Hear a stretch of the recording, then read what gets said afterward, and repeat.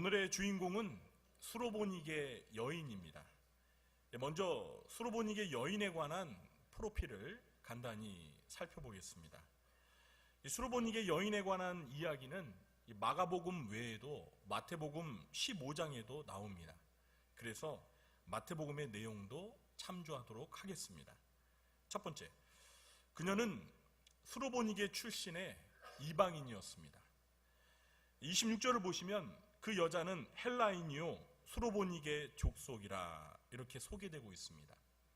여기에서 헬라인이라는 것은 이방인이라는 의미입니다. 그렇습니다.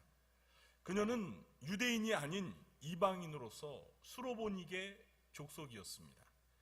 수로보니게라는 말은 수리아의 베니게라는 뜻입니다.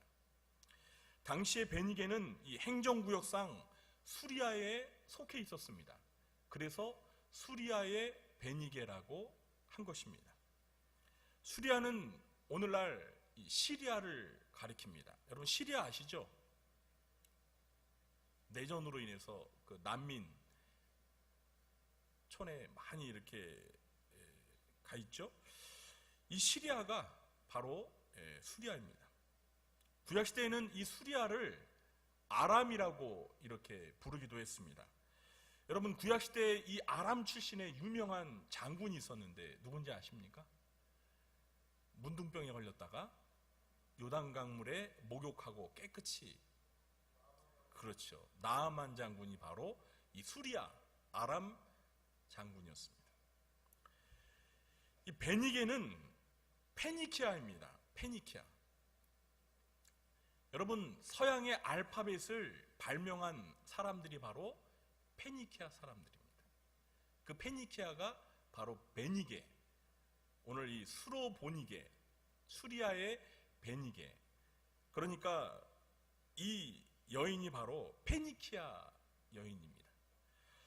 이 베니게는 이 갈릴리로부터 북서쪽에 그 지중해 해안을 따라 이렇게 길게 펼쳐져 있는 지역인데요. 이 지역은 이방인의 땅이었습니다.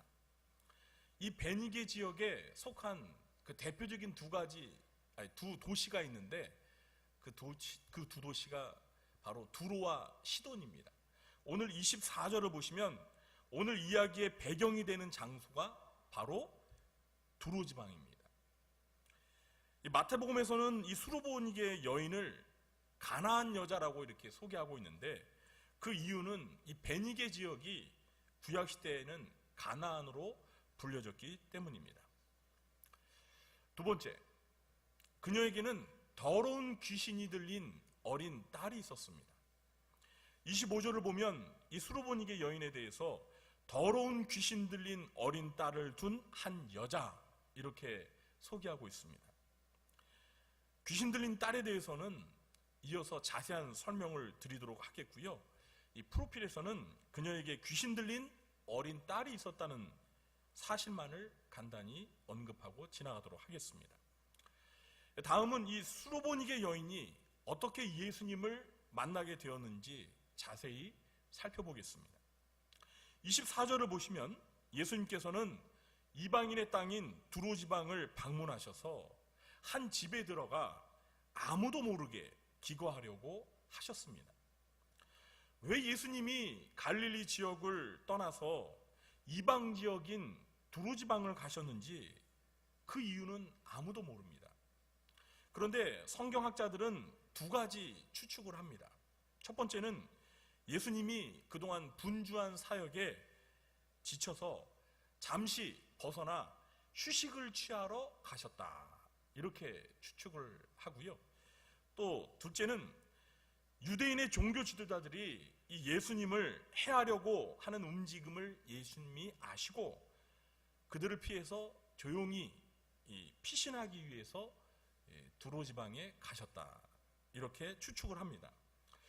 단정할 수는 없지만 어쩌면 이 두 가지 이유가 다 맞을 수 있습니다. 분명한 건 우리 예수님께서 이 두로 지방에 가셨을 때 자신의 정체가 노출되는 것을 꺼려하셨다는 것입니다. 그러나 예수님의 뜻대로 되지는 않았습니다. 두로 지방에 예수님이 오셨다는 소문이 널리 퍼지는 바람에 예수님께서 조용히 휴식을 취하지도 못하셨습니다. 마가복음 3장 8절과 이 누가복음 6장 17절을 보시면은요, 두로와 시돈 지방에 사는 사람들은 이미 예수님에 대해서 잘 알고 있었습니다.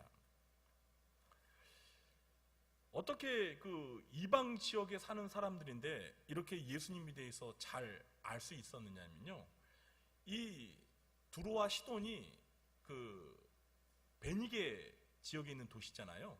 그런데 이 베니게가 갈릴리에서 가까운, 그러니까 갈릴리와 같이 이렇게 그 접견 지역입니다.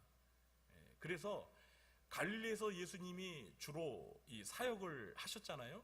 그래서 이 갈릴리 지역에서 일어나는 그 소문이 이 베니게 지방까지 이렇게 널리 퍼져서 베니게에 있는 두로와 시돈 사람들도 갈릴리까지 와서 예수님의 말씀을 듣기도 하고 예수님이 하시는 기적을 이렇게 보기도 했습니다.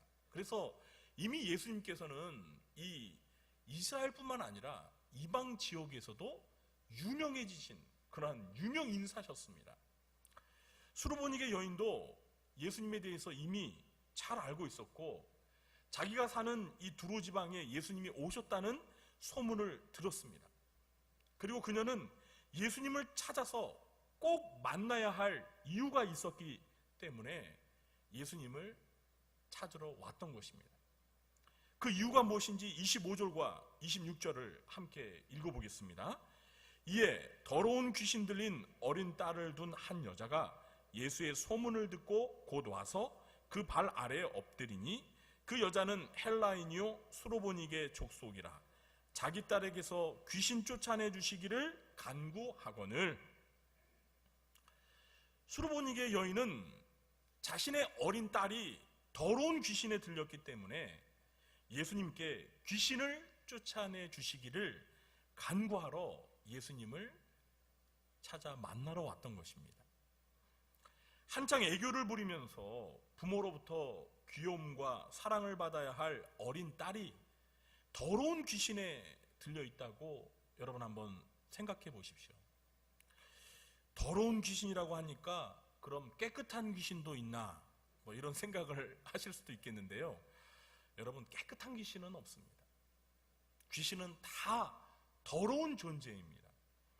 여기서 더럽다는 말은 위생상으로 불결하다는 뜻이 아니고요, 영적으로 부정하다라는 것입니다.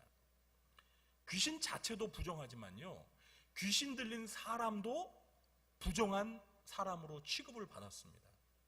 그래서 귀신 들린 사람은요, 하나님 앞에 나아갈 수가 없었어요. 거룩하신 하나님 앞에 이렇게 부정한 사람이 가까이 갈 수가 없었습니다. 여러분 혹시 귀신 들린 사람을 보셨습니까? 네?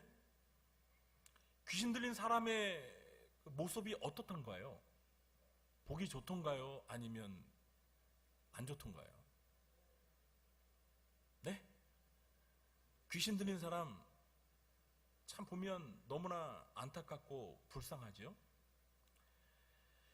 마태복음에 보면은요, 이 흉악하게 귀신 들렸다라고 기록하고 있습니다. 마가복음에는 더러운 귀신이 들렸다고 그랬는데 마태복음에는 흉악하게 귀신 들렸다 이렇게 표현하고 있습니다. 아마도 이 수로보니게 여인의 어린 딸에 들린 귀신은 정신적으로 육체적으로 심각한 문제를 일으켰던 것 같습니다. 아마도 더러운 귀신이 이 어린 딸로 하여금 미친 사람처럼 이상 행동을 하게 하는 바람에 정상적인 생활 자체가 불가능했던 것 같습니다. 자, 어머니로서 이렇게 사랑하는 어린 딸이 귀신에 들려서 이렇게 고통을 겪는 모습을 지켜볼 때 그 마음이 얼마나 아프겠습니까? 여러분의 어린 자녀들이 귀신에 들려서 이렇게 고통을 겪는다고 생각해 보세요. 그래서 이 여인은 예수님을 만나 도움을 요청하러 예수님을 찾아왔던 것입니다.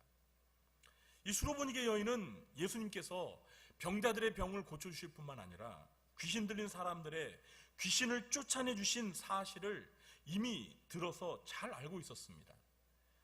이 수로보니게 여인은 예수님에게 귀신을 쫓아내는 권세와 능력이 있다는 것을 알고 믿었습니다. 여러분, 귀신의 존재를 믿으십니까? 네.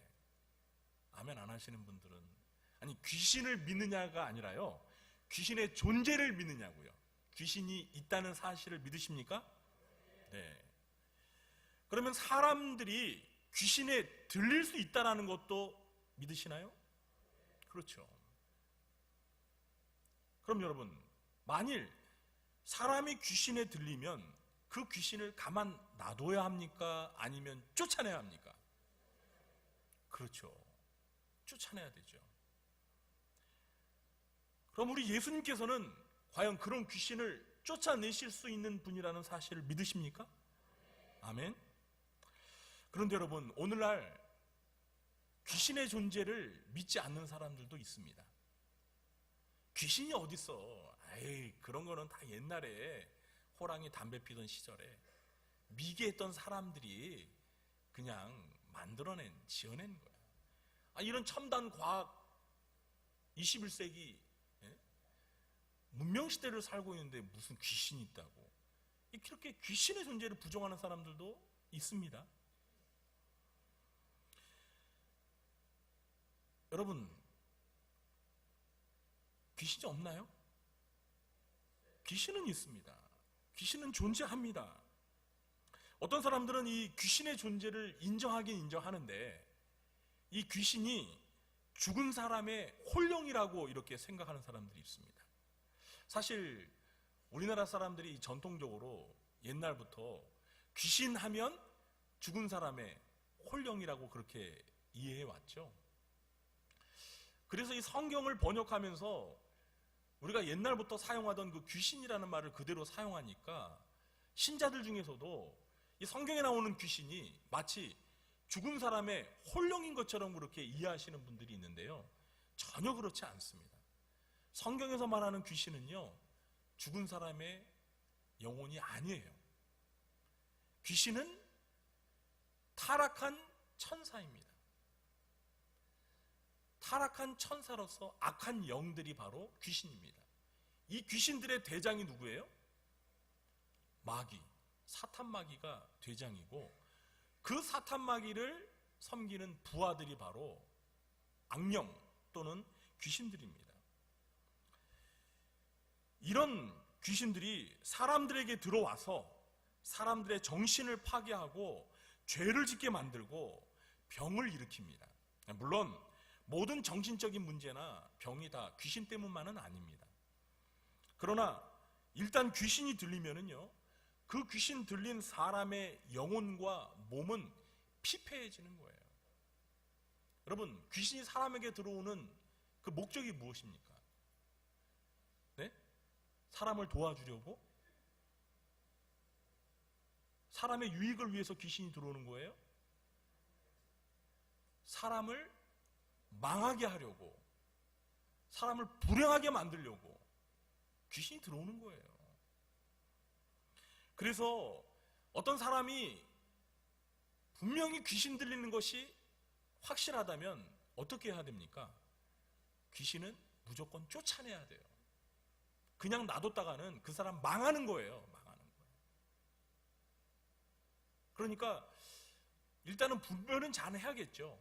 이게 귀신 들린 건가 아닌가를 영적으로 잘 진단하고 분별한 후에 정말 귀신 들린 게 맞다면은요, 귀신은 쫓아내야 돼. 이렇게 귀신과 타협하면서 사이좋게 우리 잘 살자 같이 이래는 안 돼요. 이건 안 돼요. 이건 불행해지는 거예요. 이건 망하는 거예요. 무조건 귀신은 쫓아내야 합니다. 여러분, 예수님의 사역 중에 중요한 사역이 바로 이 병자를 고치고 귀신을 쫓아내는 사역이었습니다. 우리 주변에 이 수로보니게 여인의 어린 딸처럼 귀신 들린 사람이 있습니까? 그러면 이 수로보니게 여인처럼 예수님을 만나서 예수님께 귀신을 쫓아내 주시기를 간구해야 합니다. 예수님은 얼마든지 귀신을 쫓아내실 수 있는 분이기 때문입니다. 이 사실을 믿으시기 바랍니다. 자, 그러나 여러분, 귀신을 쫓아낼 수 있는 사람이 예수님만인가요? 예수님만 귀신을 내쫓을 수 있나요? 네? 예수님 믿는 신자들도 귀신을 쫓아낼 수 있습니다. 아멘? 네, 그렇습니다. 예수님께서 우리 신자들에게도요, 귀신을 내쫓을 수 있는 권세와 능력을 주셨습니다. 제 얘기가 아니라 하나님 말씀이에요. 그래서 우리 신자들은요, 예수님의 이름과 기도의 능력으로 귀신을 내쫓을 수 있습니다. 마가복음 16장 17절에 보니까 믿는 자들에게는 이런 표적이 따르리니 곧 그들이 내 이름으로 귀신을 쫓아내며. 내 이름이 누구의 이름이에요? 예수님의 이름. 예수님의 이름으로 귀신을 내쫓는데요. 누가요? 믿는 자들이. 저 여러분은 믿는 자입니까? 안 믿는 자입니까? 믿는 자죠. 그러면 우리도 예수님의 이름으로, 그 예수님의 이름의 권세로 귀신을 내쫓을 수 있습니다. 마가복음 9장 29절에 보니까 기도 외에 다른 것으로는 이런 종류가 나갈 수 없느니라 예수님께서 말씀하셨습니다. 여기서 말하는 이런 종류란 귀신을 말하는 것입니다. 특별히 군대 귀신. 기도 외에는 이런 귀신 종류를 쫓을 수 없다는 거예요. 기도 외에. 이거 바꿔 말하면 기도로 귀신을 내쫓을 수 있다는 거예요. 그러니까 우리는 기도하면서 예수님의 이름으로 더러운 귀신을, 악한 귀신을 내쫓아야 하는 것입니다. 문제는 오늘날 우리 교회와 성도들이 우리 주님으로부터 받은 이러한 권세와 능력이 있다라는 사실을 모르고 이걸 사용하지 않는 거예요. 사용하지 않으니까 이런 권세와 능력이 나타나지가 않는 거예요. 내가 과연 귀신을 쫓아낼 수 있을까? 내가 귀신을 향해서 예수 이름으로 명하노니 귀신아 떠나라! 라고 하면은 과연 귀신이 떠날까? 의심하고 불신하니까 귀신이 쫓김을 받지 않는 거예요. 사랑하는 성도 여러분, 오늘날 교회와 우리 성도들은 예수님이 하셨던 이 귀신을 내쫓는 사역을 회복해야 합니다. 이런 권세를 회복해서 수로보니게 여인의 딸처럼 귀신으로 인해 고통받는 자들이 있으면 귀신으로부터 자유하도록 도와주는 그런 역할을 교회와 우리 신자들이 해야 합니다. 여러분, 혹시 주변에 귀신 들린 사람이 있으면요, 데리고 오세요, 교회로. 내쫓아야죠. 아니, 귀신을 누가 쫓을 수 있겠어요? 우리 신자들이 쫓을 수 있는데, 귀신으로 고통받는 사람이 있는데 그냥 내버려도 그 사람 불행해지는 거 아니에요? 갑자기 그냥 분위기가 꼭 전설의 고향 같은 분위기. 겁먹지 마시고요. 여러분, 우리가 예수님의 이름과 그 권세와 능력과 기도하면서 귀신을 내쫓으면 귀신이 무서워서 벌벌 떨고 도망가요. 우리가 귀신을 두려워할 필요가 없어요. 귀신이 우리를 두려워하지. 마귀를 대적하라, 그리하면 너희를 피하리라 그랬습니다. 야고보서에서. 겁먹지 마세요. 귀신을 내쫓는 우리 하나님의 십자가의 군병들 되시기를 주님의 이름으로 축원합니다. 마지막으로 예수님을 만난 이 수로보니게 여인의 모습에서 우리가 배울 점이 무엇인지를 좀 살펴보려고 합니다. 자기 딸의 귀신을 쫓아내주도록 예수님을 찾아와서 간구하는 이 여인을 보시고 예수님은 처음에 환대하지 않고 냉대하셨습니다. 27절입니다. 제가 읽어보겠습니다. 예수께서 이르시되 자녀로 먼저 배불리 먹게 할지니 자녀의 떡을 취하여 개들에게 던짐이 마땅치 아니하니라. 무슨 의미인지 아시겠어요? 마태복음 15장 24절에 보면 예수님이 이 말씀을 하시기 전에 또 한마디의 말씀을 더 하셨는데 이런 말씀을 하셨어요. 나는 이스라엘 집에 잃어버린 양 외에는 다른 데로 보냄을 받지 아니하였노라. 이런 말씀을 하셨습니다. 여러분, 예수님의 말씀하신 이 이스라엘 집에 잃어버린 양 그리고 자녀는 하나님이 선택하신 이스라엘 백성들, 유대인들을 가리키는 것입니다. 그리고 예수님 말씀하신 이 개들은 누굴 가리키는 걸까요? 이게 지금 비유적인 표현이에요. 진짜 개가 아니라 유대인이 아닌, 이스라엘 사람들이 아닌 수로보니게 여인처럼 이방인들을 가리키는 겁니다. 그러니까 좀 예수님의 지금 하신 말씀을 제가 이해하기 쉽게 표현한다면 이런 거예요. 수로보니게 여인이 예수님을 찾아와서, 예수님, 제 사랑하는 어린 딸이 지금 더러운 귀신, 흉악한 귀신에 들렸습니다. 귀신 좀 내쫓아 주세요. 제발 도와주세요.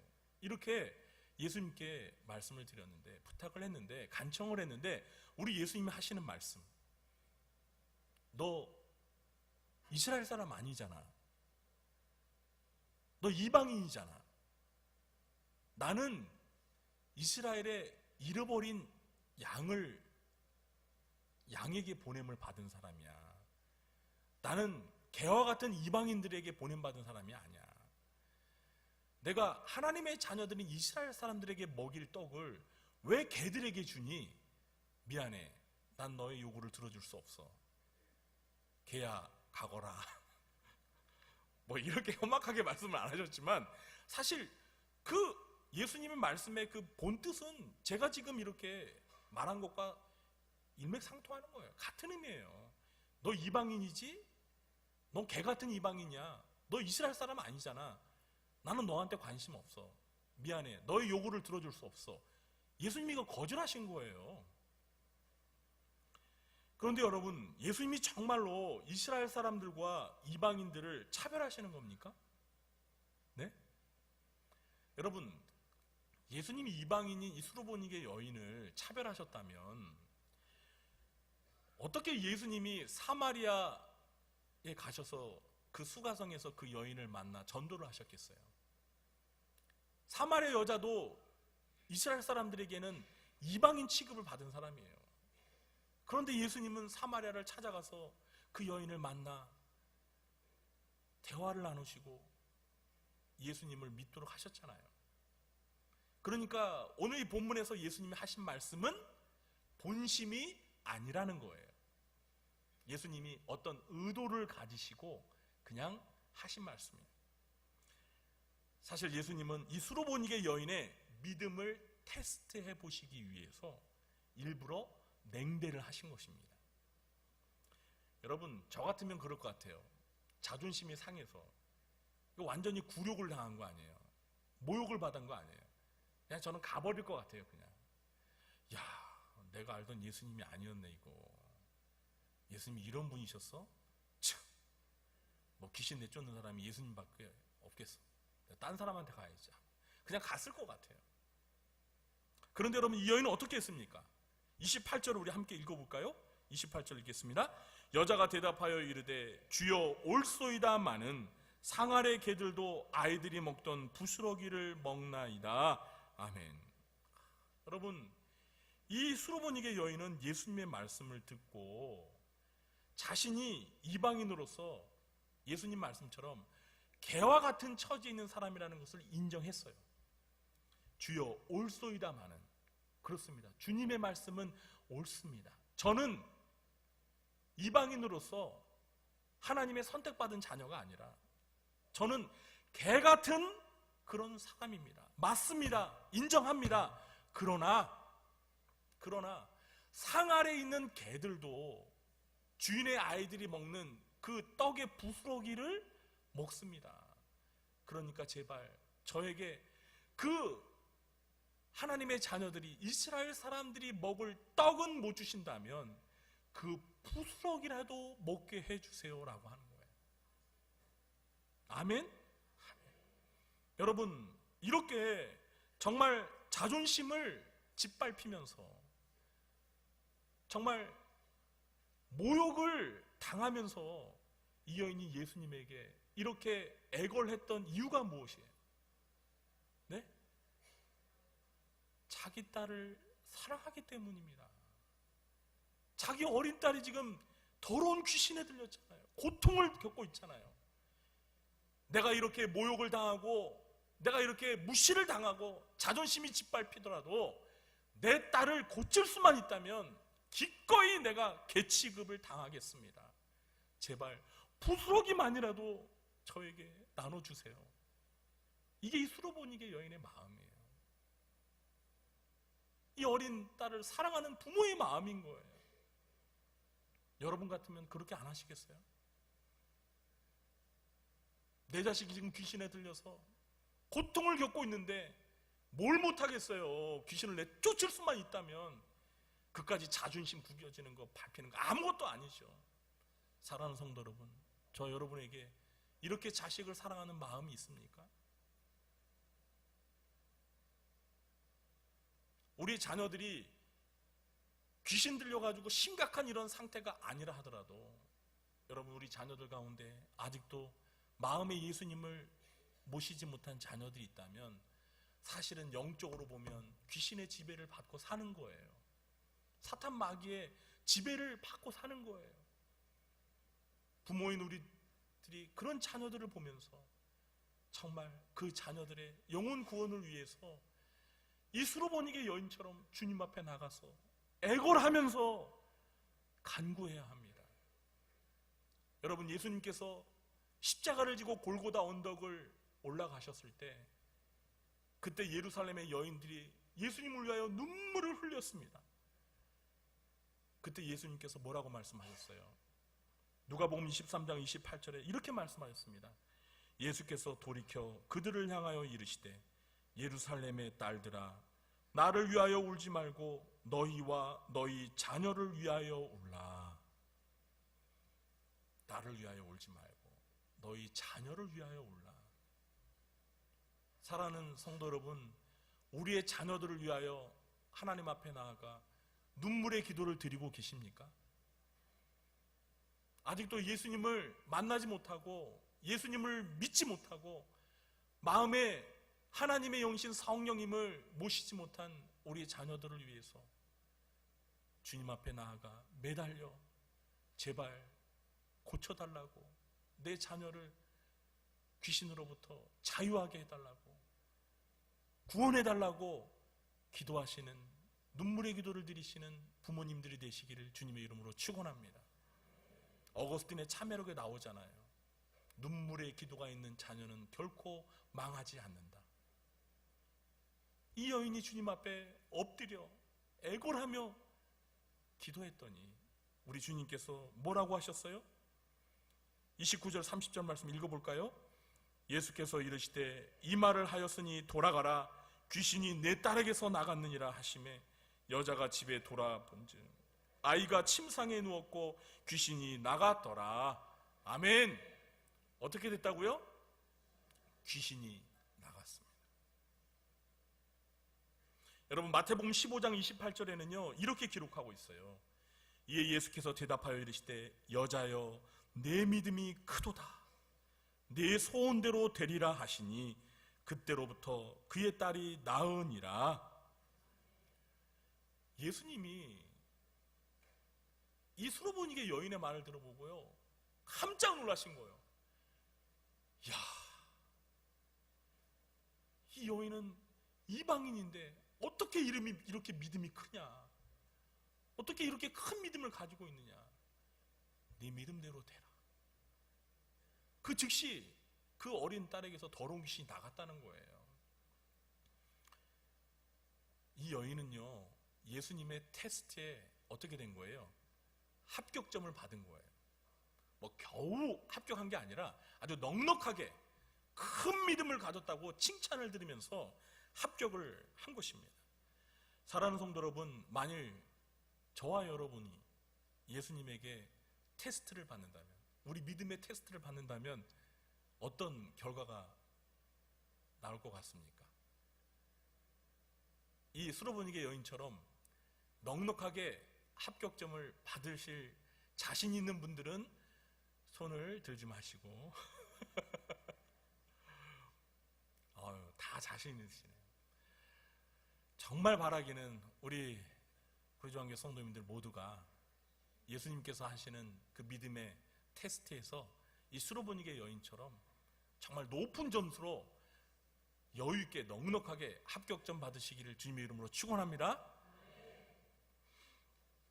사랑하는 성도 여러분, 오늘 우리는 이 수로보니게 여인을 보면서 무엇을 배울 수 있습니까?